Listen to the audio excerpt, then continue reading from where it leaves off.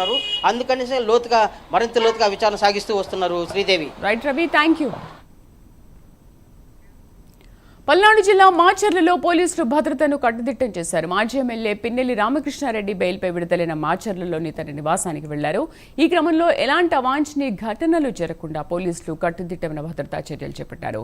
పట్టణంలో 144 సెక్షన్ అమలు చేశారు. మా కరెస్పాండెంట్ రవికృష్ణ పూర్తి సమాచారం అందిస్తారు. రవికృష్ణ, మాచర్లలో ఎటువంటి భద్రతను ఏర్పాటు చేశారు?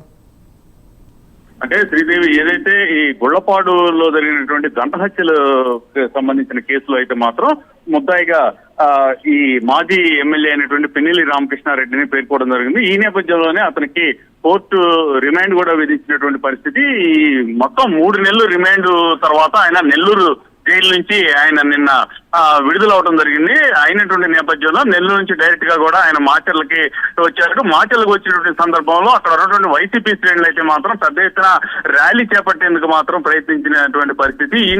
ఇటువంటి క్రమంలోనే అక్కడ పోలీస్ అయితే మాత్రం 144 సెక్షన్ 30 అమల్లో ఉందని నిన్న ప్రకటించడం జరిగింది. ఆ తర్వాత నైట్ 11 తర్వాత అయితే ఆయన అక్కడ మాచర్ల సిటీలోకి ఎంటర్ అయిన తర్వాత మాత్రం అక్కడ ఉన్నటువంటి వైసీపీకి సంబంధించిన శ్రేణులు వివిధ ప్రాంతాల నుంచి కూడా పెద్ద ఎత్తున కూడా చేరుకొని ఆయనకి స్వాగతం పలకడం జరిగింది. కాకపోతే ఇక ఎటువంటి అవాంఛనీయ ఘటన జరగకుండా మాత్రం పోలీసులు అయితే మాత్రం పూర్తిగా కూడా 144 సెక్షన్ విధించడంతో పాటు కూడా ఎటువంటి ఇబ్బందులు లేకుండా కూడా వాళ్ళైతే ప్రయత్నం చేసినటువంటి ఘటన.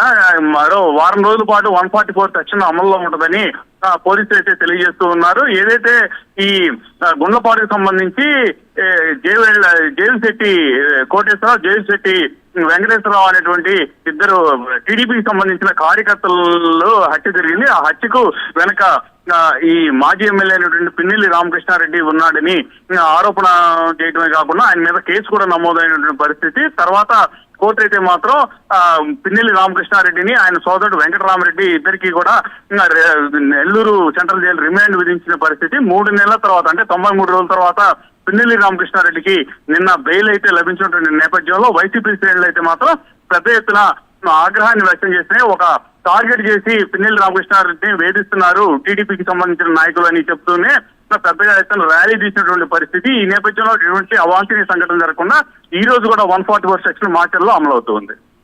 Right Ravi, thank you.